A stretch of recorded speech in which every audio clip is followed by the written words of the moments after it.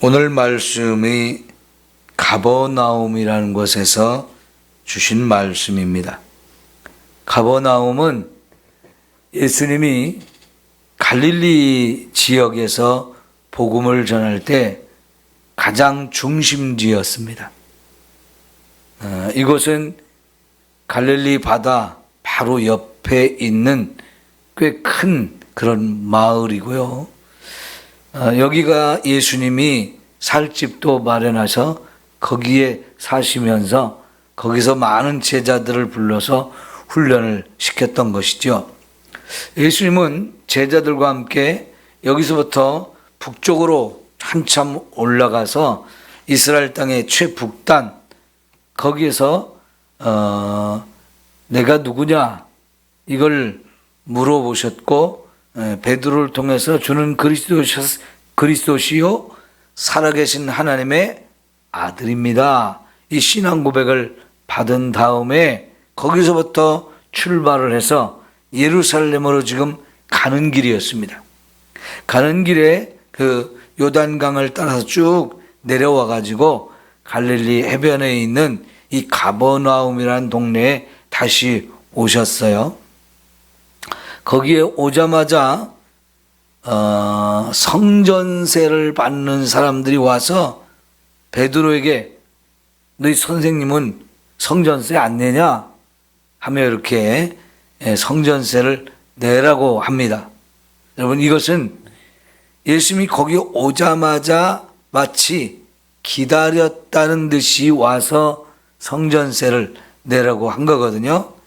그것은 어떤 면에서 보면 예수님이 하나님의 아들인 것을 믿지 않는 사람들이, 그래서 예수님을 인정하지 않는 그 사람들이 예수님에게 와서 성전세를 내라고 하는 거, 이거는 굉장히 공격적인 행동입니다. 뭔가 예수님을 통해서 꼬투리를 잡아가지고 예수님을 곤란하게 만들려는 이런 의도를 가진 사람들이 예수님께 성전세를 내라고 했던 거예요. 여기는 성전세라는 말보다는 반세겔을 내지 않느냐 이렇게 말했거든요. 이 반세겔이 바로 성전세라고 하는 건데요. 오늘 이 말을 좀 여러분이 잘 이해하셔야 전체적인 내용을 이해할 수 있습니다. 원래는 출애굽기 12장과 13장에 보면 유월절 규례가 나오죠. 그 유월절 밤에 애굽 땅에 살고 있던 모든 장자들이 다 죽어야 됐습니다. 유대인이 됐든 애굽 사람이 됐든 또 다른 어떤 민족이 됐든 애굽 땅에 살고 있는 사람이라면 장자들이 집집마다 다 죽는 거예요. 그런데 그런 밤에 하나님께서는 유대인들의 장자를 살릴 수 있는 방법을 가르쳐 주셨죠. 그게 뭡니까? 장자를 대신해서 누구를 죽이는 겁니까? 어린 양을 죽이는 거지요. 그래서 유대인들은 그날 밤에 집집마다 다 어린 양을 한 마리씩 잡아서 피를 받고 고기를 구워서 먹고 그 피는 문설주와 임방에다가 바르는 이런 의식을 해야 됐어요. 그러면 그날 밤 죽음의 천사가 집집마다 와서 들어오려고 하다가 그 문설주에 있는 피를 보면 이 집은 장자를 대신에 누가 죽었다? 어린 양이 죽었다. 그래서 이 죽음의 천사가 집 안으로 들어오지 않아서 결국은 장자들이 다 살게 되었죠. 여러분 이 유월절 행사가 끝나고 난 다음에 하나님은 이 장자들은 죽어야 되는 사람들인데 어린 양이 대신 죽어서 살아났기 때문에 이 살아난 목숨값을 하나님께 내라고 했습니다. 장자는 다 하나님 것이다. 하나님께 드려야 된다. 라고 말씀을 하시면서 그 장자들의 생명값, 이 목숨값을 내야 되는데 그게 바로 반세겔이었어요. 이 반세겔은 좀 뒤에 가면 이게 성전세라는 이름으로 거두게 되어지고, 그래서 이제 이 성전세에 대해서 여러분 세금을 내게 되면 이것을 가지고 성전을 보수하고 관리하는 이런 용도로 사용하게 되어지는데, 처음에는 장자들에게만 이것을 내게 했지만 장자는 모든 사람의 대표거든요. 그러니까 사실 모든 사람이 다 죽어야 됐던 거예요. 이 죽어야 되는 이 사람들을 대신해서 누가 죽었다고요? 어린 양. 제가 이걸 자꾸 강조합니다. 어린 양이 대신 죽어서 죽어야 될 사람들이 살게 됐어요. 그러면 죽어야 될 사람이 살게 된 그 목숨값, 다시 말하면 이거는 그들의 죄를 용서받은 값이에요. 이 값을 모든 남자들이 이제 내야 하는 거거든요. 바로 그 세금을 내라고 했던 거지요. 그 베드로가 너희 선생님 그 성전세를 내냐 안 내냐 물어보니까 우리 선생님 낸다, 얼떨결에 대답을 했어요. 그래 놓고는 집 안에 들어가니까 예수님이 벌써 다 아시고 베드로에게 먼저 물어보는 겁니다. 베드로가 말을 하기도 전에 예수님이 아시고 베드로에게 물어보는데, 나라에서도 세금을 거둔다고 할 때 그 세금을 왕의 아들들에게 내라고 하는 거냐 아니면 백성에게 내라고 하는 거냐라고 예수님이 오히려 질문을 하셨어요. 여러분은 왕의 아들이 세금을 내는 겁니까? 백성이 내는 겁니까? 백성이 내는 겁니다. 그러면 왕의 아들들은 결국 세금을 내지 않는 권한이 있어요. 그걸 면세권이라고 하죠. 면세권. 지금 예수님이 그걸 왜 물어보실까요? 예수님 자신이 누구라는 겁니까? 하나님의 아들이라는 뜻이에요. 우리가 지금 마태복음 16장에서부터 말씀을 보기 시작했는데, 베드로가 예수님을 누구라고 그랬어요? 주는 그리스도시요, 그 다음에 살아계신 하나님의 아들입니다. 이렇게 고백을 했고, 예수님은 맞다, 네가 가장 정확한 답을 했다, 내가 바로 하나님의 아들인데 너희를 구원하러 오신 그리스도다, 이렇게 말씀을 해 주신 거예요. 그 다음에 17장 이 앞부분에서 1장에서부터 1절에서부터 보면 예수님이 높은 산 위에 올라가셔서 변화된 상황이 있었죠. 밝게 빛나는 그런 모습을 보여줬었는데, 그걸 보고 신기하고 있을 때 하늘에서 베드로에게 음성이 들렸어요. 베드로와 함께 있는 사람들한테 하나님의 음성이 들렸는데 거기서 뭐라고 말씀하셨어요? 네, 이는 내 사랑하는 아들이니 그랬어요. 그 베드로도 예수님이 사랑하는 하나님의 아들이라고 말했는데, 하나님이 직접 베드로와 그 두 명의 제자들에게 확인시켜 준 것, 이 사람이 바로 내가 사랑하는 내 아들이다 라고 말씀을 하셨잖아요. 지금 예수님의 하나님의 아들이라는 게 굉장히 중요하게 자꾸만 강조되고 있는 말씀이잖아요. 오늘 읽은 말씀에서도 예수님이 내가 하나님의 아들인데 뭔 세금을 내겠냐, 그죠? 이 성전은 하나님의 집이에요. 하나님이 왕 되시는 그 하나님께서 사시는 곳, 거기가 성전인데 이 성전을 유지하고 관리하고 이걸 위해서 이제 백성들이 세금을 내는데 당연히 아들은 안 내도 되는 거잖아요.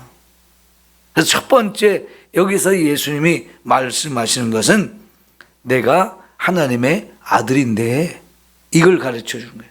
그런데 예수님에게 성전세를 달라고 하는 사람들은 그걸 알아요, 몰라요? 모르니까, 인정하지 않으니까 성전세를 내라고 하는 거지요.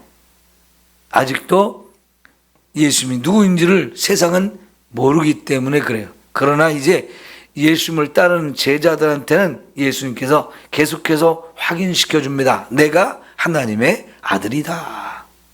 여러분, 예수님이 하나님의 아들인 것을 우리가 확실하게 믿어야 돼요. 그런데 그 하나님의 아들 되신 예수님을 믿으면 우리도 또한 하나님의 아들, 딸이 되어지는 거죠. 요한복음 1장 12절에 뭐라고 그랬어요? 영접하는 자, 곧 그 이름을 믿는 자들에게는 하나님의 자녀가 되는 권세를 주셨으니, 그래요, 저와 여러분도 이 예수를 믿으면 함께 하나님의 아들, 딸이 되어지는 거지요. 이 하나님의 아들, 딸이 된다는 것은 어마어마한 권세를 가진 거지요. 보통 권세가 아니잖아요. 하나님의 집에 언제든지 내가 들어갔다 나왔다 할 수 있는 이 자격과 권세를 가진 거예요. 다시 말하면 천국에 우리가 들어갈 수 있는 이 엄청난 권세를 가졌고, 하나님 아버지가 가진 모든 기업을 우리도 마음껏 누릴 수 있다는 거지요. 이게 어마어마한 축복이에요. 자, 그런데 예수님께서 그럼에도 불구하고 우리가 성전세를 내자. 왜? 예수님이 하나님의 아들인 것을 이해하지 못하는 사람들, 깨닫지 못하는 사람들이 우리가 성전세를 내지 않으면 저 사람은 하나님의 성전을 모독하는 사람, 하나님을 인정하지 않는 사람, 이러면서 우리를 고발하거나 저 사람들이 시험에 들거나 여러 가지 문제가 생길 수 있으니까 이 사람들 실족하지 않게 해서 우리가 성전세를 내자 그랬습니다. 근데 성전세를 내는데 예수님이 특별한 기적을 행해서 이 성전세를 내게 하셔요. 여러분, 베드로에게 뭐 하라고 그랬어요?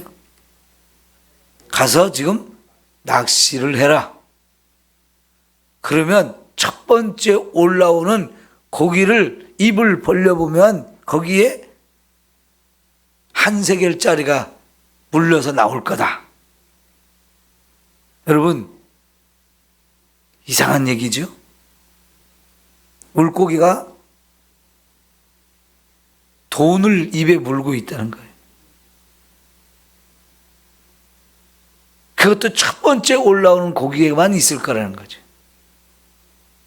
실제로 베드로가 낚시를 했더니요, 고기를 잡았는데 딱 입을 벌려보니까 돈이 그 속에 있는 거예요. 그것도 한 세겔짜리가. 그래서 그거 나오면 그거 가지고 나를 위해서도 내고 너를 위해서도 내라. 두 사람 몫이거든요. 반세겔만 내면 되는데 한 세겔짜리가 나왔으니까 두 사람 몫이 되는 거예요. 그래서 베드로가 그걸 가지고 가서 세금을 내는데, 여러분, 물고기를 연구한 이 학자들에 의해서 밝혀진 바로는요, 어떤 물고기는 입에다가 뭘 물고 다니는 습성이 있대요. 근데 이 물고기가 바로 어쩌다가 이 바닷속에 던져진 물고기 동전 하나를 입에 물고 다녔다는 거예요.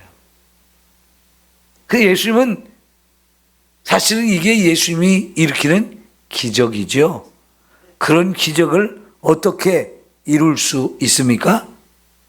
바로 하나님의 아들이기 때문에 가능한 거지요. 그 하나님의 아들인 예수님이 물고기 입에 물려있는 이 동전, 그 물고기가 처음 낚시를 던지면 제일 먼저 이 낚싯바늘을 물게 될 것까지도 예수님이 행하시는 거지요. 하나님의 아들인 걸 분명히 증거해 주는 건데, 결국은 그걸 가지고 성전세를 내는 이유가 뭡니까? 율법을 지켜야 된다는 것, 하나님의 말씀을 지켜야 된다는 걸 사람들에게 보여주기 위해서 그렇게 하신 거지요. 자, 그런데요, 제가 처음 부분에서 유월절 얘기를 하면서 자꾸 어린 양을 강조했잖아요. 오늘 말씀의 핵심은 그거예요. 이 성전세를 내게 될 때 그 근본적인 원인은 죽어야 될 사람들이 죽지 않은 거거든요. 그 이유가 그 죽어야 될 사람을 대신해서 어린 양이 죽어준 것이다 라고 말씀을 드렸는데, 바로 하나님의 아들 되시는 예수님이 우리를 위해서 십자가에 죽어주셨기 때문에 결국은 우리가 죄사함을 받아 천국에 갈 수 있는 사람들이 되어진 거죠. 그러니까 이 성전세를 낼 때 핵심은 어린 양이 죽어야 될 사람을 위해서 대신 죽어줘가지고 죽어야 될 사람이 살아난 거. 이 성전세의 핵심은 바로 그겁니다. 어린 양, 장자를 대신해 죽은 어린 양. 근데 진짜 그 어린 양이 실제는 누구예요? 예수님이 십자가에서 죽어가지고 우리의 모든 죄를 다 용서해서 천국에 가서 살게 해주시는 분이다 하는 거죠. 그러면 이 하나님의 아들됨을 여기서 강조했는데, 그 하나님의 아들 되시는 예수님이 진짜로 구약성의 유월절의 어린 양이 되어서 진짜 우리의 모든 죄를 용서하실 분이 되어져서 죽어야 될 지옥에 멸망받을 인생을 천국 가는 인생으로 바꿔주는 사건이 바로 예수님의 십자가를 말씀하는 거예요. 그런데 여러분, 오늘 읽은 말씀 바로 앞에 22절, 23절을 보시면 무슨 얘기가 있습니까? 거기 예수님께서 예루살렘에 올라가서 죽고 다시 살아난다는 것을 두 번째 얘기한 이야기가 나오잖아요. 16장에서 이 베드로의 신앙 고백을 받은 다음에 바로 그 얘기를 하셨던 것처럼 다시 두 번째 자신의 죽음과 부활에 관한 얘기를 하시고 난 다음에 바로 이어지는 얘기가 오늘 말씀이에요. 여러분, 지금 예수님이 저 가이사랴 빌립보로부터 시작해서 예루살렘으로 쭉 죽음의 행진을 하고 있는데, 지금 이 예루살렘으로 가고 있는 이 길에서는 지금부터는 예수님이 생애 마지막 하는 일들이에요. 죽기 전에 하시는 일들이기 때문에 그 하나하나가 너무 중요한 의미를 가지고 있는데요. 지금 이 사건은 그냥 세금 내느냐 안 내느냐 이 문제가 아니고, 그걸 통해서 예수님이 하나님의 아들이면서 그분이 우리를 위해서 죽어서 진짜 우리의 모든 죄를 용서하시는 메시아라는 것, 하나님의 말씀을 다 성취하는 분이라는 걸 이렇게 강조하고 있는 거지요. 그러니까 우리가 단순히 어떤 사건이 일어났을 때 그 눈에 보이는 사건만 보면 안 되고, 그 속에 담겨 있는 의미가 무엇인지를 알아야 이게 말씀을 제대로 깨닫게 되는 거예요. 그러니까 여러분, 우리가 이 성전세라고 하는 것이 구약 시대부터 연결되어지는 건데, 지금 이 사건에서 성전세에 대한 이해가 없으면 무슨 뜻인지 하나도 모르는 거지요. 그러니까 성경은 이렇게 구약과 신약이 연결되어질 때 그 속에 담겨있는 의미를 정확하게 이해할 수 있는 거고, 특별히 이 사건이 예루살렘으로 지금 죽기 위해서 가는 그 과정 속에서 이루어진 사건이기 때문에 그것이 무슨 의미가 있는지를 정확하게 보아야 하는 거지요. 하나님의 아들 예수님이 유월절 어린 양이 되어서 십자가에 죽어가지고 죽어 마땅한 우리의 죄를 다 용서해 주셔가지고 우리를 천국 갈 사람으로 만들어주는 사건, 이거를 미리 보여주고 가르쳐주는 의미가 있다 하는 거지요. 예수님은 죽음의 길을 가면서도 하나님의 말씀을 계속 성취하는 삶을 사셨어요. 그래서 우리가 이렇게 하나님의 말씀을 따라 사는 게 이게 가장 중요한 거지요. 기도하겠습니다.